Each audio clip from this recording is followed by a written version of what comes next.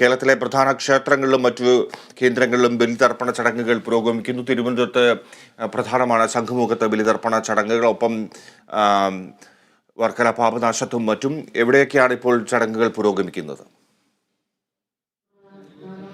തെക്കൻ കേരളത്തിൽ തിരുവനന്തപുരം ജില്ലയിൽ പ്രധാനമായിട്ടും തിരുവല്ലം പരശുരാമ ക്ഷേത്രം, അതുപോലെ തന്നെ ശംഖുമുഖം, വർക്കല പാവനാശം, കൊല്ലം തിരുമുല്ലവാരം എന്നിവിടങ്ങളിലാണ് സാധാരണഗതിയിൽ ബലിതർപ്പണ ചടങ്ങുകൾ നടത്താറുള്ളത്. ഇത്തവണ കടൽ പ്രക്ഷുബ്ധമായ അന്തരീക്ഷത്തിൽ നമുക്ക് ഇത്തരത്തിൽ കാണാം. കടലിലേക്ക് ഇറങ്ങുന്നതിന് വേണ്ടിയുള്ള സംവിധാനങ്ങൾ ഇല്ല. സാധാരണഗതിയിൽ കടലിൽ മുങ്ങി ആണ് ചടങ്ങുകൾ പൂർത്തിയാക്കാറുള്ളത്. കാരണം ഇപ്രാവശ്യം കടൽ പ്രക്ഷുബ്ധമാണ്. അതുകൊണ്ട് തന്നെ കടലിൽ മുങ്ങി ബലിതർപ്പണ ചടങ്ങുകൾ നടത്താൻ കഴിയുന്നില്ല. പകരം ചടങ്ങുകൾ പൂർത്തിയാക്കിയതിനു ശേഷം നമ്മൾ ഇത് കാണുന്നത് പോലെ തന്നെ കടൽ തീരത്തേക്ക് ഈ നിവേദ്യ പദാർത്ഥങ്ങൾ നിക്ഷേപിക്കുന്നതാണ് നമുക്ക് കാണുവാൻ കഴിയുന്നത്. അത്തരത്തിൽ ഒരു സംവിധാനം പ്രത്യേകിച്ചും അരുവികളിലും ഒപ്പം തന്നെ നദികളിലുമെല്ലാം തന്നെ വലിയ തരത്തിൽ ജലനിരപ്പ് ഉയർന്നിട്ടുണ്ട്. കടലിലും അതുപോലെ തന്നെ വലിയ തരത്തിലുള്ള കാറ്റും അതുപോലെ തന്നെ തിരമാലകളും ശക്തമാണ്. അതുകൊണ്ടാണ് ഇങ്ങനെ ഒരു ബലിതർപ്പണ ചടങ്ങിന് വേണ്ടി മാറ്റിയിരിക്കുന്നത്. കാരണം നിലവിലെ സാഹചര്യത്തിൽ ഏതെങ്കിലും കാരണവശാൽ കടലിലേക്ക് ഇറങ്ങിക്കഴിഞ്ഞാൽ അതിന് അപകടം സാധ്യതകൾ ഏറെ കൂടുതലാണ്. അതുകൊണ്ടാണ് ഈ ആളുകളെല്ലാം തന്നെ ഇങ്ങനെ തീരത്തെത്തി പ്രത്യേകം സംവിധാനമാക്കി ഒരുക്കിയിരിക്കുന്ന വേലിക്ക് പിറകിൽ നിന്നുകൊണ്ട് ഇവ കടലിലേക്ക് നിക്ഷേപിക്കുന്നത്.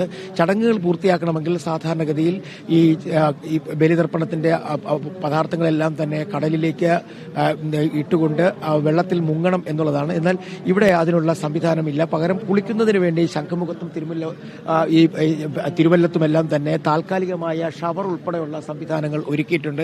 അത്തരത്തിൽ ചടങ്ങുകൾ അങ്ങനെ പൂർത്തിയാക്കാനുള്ള സംവിധാനങ്ങളാണ് ഇവിടെ ഒരുക്കിയിരിക്കുന്നത്.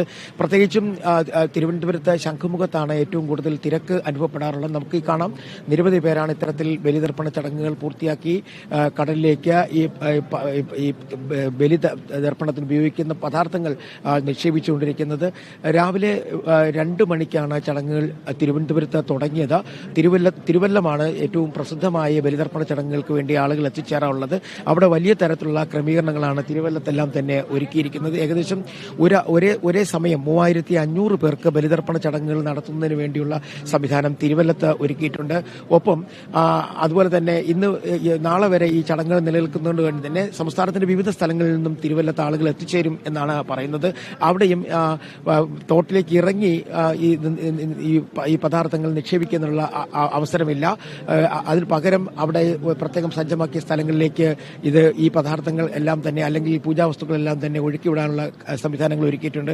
പ്രത്യേകിച്ച് നമ്മൾ മനസ്സിലാക്കേണ്ട ഒരു കാര്യം, കാരണം കഴിഞ്ഞ ദിവസങ്ങളിലൊക്കെ ഉണ്ടായ വലിയ തരത്തിലുള്ള ഈ പ്രകൃതിക്ഷോഭവും അതൊക്കെ കണക്കിലെടുത്തുകൊണ്ട് വലിയ സുരക്ഷയാണ് ആളുകൾക്ക് വേണ്ടി ഒരുക്കിയിരിക്കുന്നത്. വർക്കല പാവനാശത്തും ഇത്തരത്തിൽ ഇങ്ങനെ ഒരു സുരക്ഷ ഒരുക്കിയിട്ടുണ്ട്. അവിടെയും കടലിലേക്ക് ഇറങ്ങി ആളുകൾക്ക് ഈ പൂജാ പദാർത്ഥങ്ങൾ നിക്ഷേപിക്കുന്നതിനുള്ള കുറവാണ്. അതുപോലെ അഗ്നിശമന സേനയും പോലീസും ഒക്കെ വലിയ സുരക്ഷയാണ് ഇവിടെ ഒരുക്കിയിരിക്കുന്നത്. നമുക്ക് ഇപ്പോൾ ദൃശ്യങ്ങളിൽ കാണാൻ കഴിയുന്നത് ഇത്തരത്തിൽ താൽക്കാലികമായി ഒരുക്കിയിരിക്കുന്ന ഷവറുകളിലൂടെ ആളുകൾ എത്തി അവരുടെ പിതൃബലി പൂർത്തിയാക്കി സ്നാനം പൂർത്തിയാക്കുന്ന ദൃശ്യങ്ങളാണ് നമുക്ക് കാണാൻ കഴിയുന്നത്. ഇങ്ങനെ എല്ലായിടത്തും ഇത്തരത്തിലുള്ള താൽക്കാലിക സംവിധാനങ്ങൾ ഒരുക്കിയിട്ടുണ്ട്. ഇവിടെ സംവിധാനങ്ങൾ ഒരുക്കിയിരിക്കുന്നത് തിരുവിതാംകൂർ ദേവസ്വം ബോർഡാണ്. തിരുവിതാംകൂർ ദേവസ്വം ബോർഡിന്റെ പ്രധാനപ്പെട്ട ക്ഷേത്രങ്ങളിലൊക്കെ തന്നെ ബലിതർപ്പണത്തിനുള്ള സംവിധാനങ്ങൾ ഒരുക്കിയിട്ടുണ്ട്. പ്രത്യേകിച്ചും പത്തനംതിട്ടയിലെത്തുമ്പോൾ പത്തനംതിട്ടയിൽ ആറന്മുള പാർത്ഥസാരഥി ക്ഷേത്രമാണ് ബലിതർപ്പണ ചടങ്ങുകൾക്ക് ഏറ്റവും കൂടുതൽ ആളുകൾ എത്തുന്നത്. അവിടെയും പമ്പാ നദിയിൽ ജലനിരപ്പ് ഉയർന്നു നിൽക്കുന്ന സാഹചര്യത്തിൽ വലിയ ക്രമീകരണങ്ങളും നിയന്ത്രണങ്ങളുമാണ് ഏർപ്പെടുത്തിയിരിക്കുന്നത്. ഇപ്പോൾ നമ്മൾ കാണുന്നത് ശംഖുമുഖത്ത് നിന്നുള്ള കാഴ്ചകളാണ്. ഇത്തരത്തിൽ വലിയ തിരക്ക് തന്നെയാണ് കേരളത്തിൽ വിവിധ സ്ഥലങ്ങളിൽ ബലിതർപ്പണത്തിന് ആളുകൾ എത്തുന്ന സ്ഥലങ്ങളിലൊക്കെ തന്നെ അനുഭവപ്പെട്ടുകൊണ്ടിരിക്കുന്നത്. പ്രത്യേകിച്ചും തിരുവനന്തപുരത്ത് ബലിതർപ്പണത്തിന് എത്തുന്നവർക്ക് വേണ്ടി അവരുടെ വാഹനങ്ങൾ ക്രമീകരിക്കുന്നതിന് വേണ്ടിയും വലിയ ഗതാഗത നിയന്ത്രണം ഏർപ്പെടുത്തിയിട്ടുണ്ട്.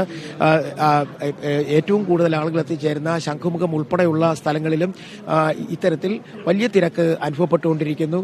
മറ്റൊരു കാര്യം നമ്മൾ മനസ്സിലാക്കേണ്ടത്, സാധാരണഗതിയിൽ ഈ ചടങ്ങുകൾ പൂർത്തിയാക്കുന്നത് കടലിലെ സ്നാനത്തോടു കൂടിയാണ്. എന്നാൽ ഈ കടൽത്തീരത്തൊക്കെ തന്നെ വലിയ തരത്തിലുള്ള തിരമാലകൾ ഉയർന്നു പൊങ്ങുന്നു.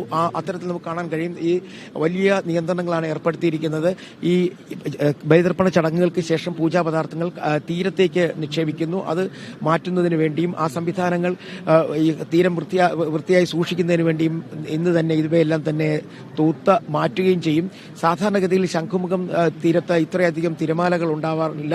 എന്നാൽ ഇന്നെല്ലാം വ്യത്യസ്തമായി വലിയ തരത്തിലുള്ള തിരമാലകളാണ്. ഒപ്പം അതിശക്തമായ കാറ്റും ഒക്കെ ഇവിടെ അനുഭവപ്പെടുന്നുണ്ട്. അതുകൊണ്ടാണ് ഇത്തരത്തിൽ ഇവിടെ എത്തുന്ന ആളുകൾക്ക് ഇങ്ങനെ ഒരു നിയന്ത്രണം ഏർപ്പെടുത്തിയിരിക്കുന്നത്.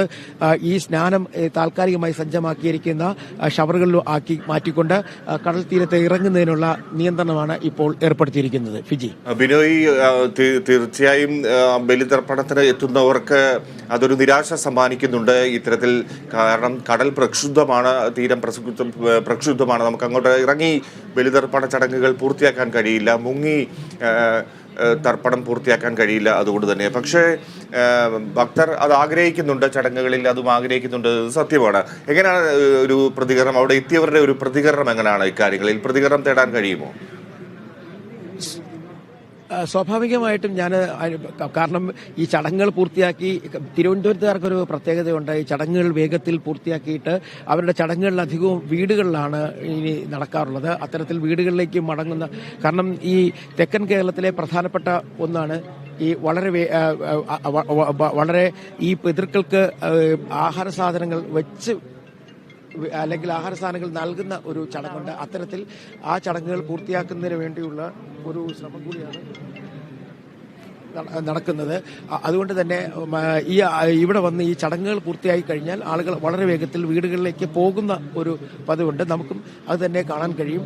ഈ സാധാരണഗതിയിൽ അവർക്ക് പരാതികളൊന്നുമില്ല. കാരണം ഈ പ്രത്യേക സാഹചര്യത്തിൽ ഇത്തരത്തിൽ ഈ ചില നിർദ്ദേശങ്ങളും നിബന്ധനകളും അടങ്ങിയതിനോട് തന്നെ വലിയ ബുദ്ധിമുട്ടോ അല്ലെങ്കിൽ ഒന്നും പറയുന്നില്ല. കാരണം അത് അവരവരുടെ സുരക്ഷ കണക്കിലെടുത്താണ് ഇങ്ങനെ ഒരു ബലിതർപ്പണ ചടങ്ങ് സാധാരണഗതിയിൽ നിന്ന് വ്യത്യസ്തമായി നടത്തുന്നത്.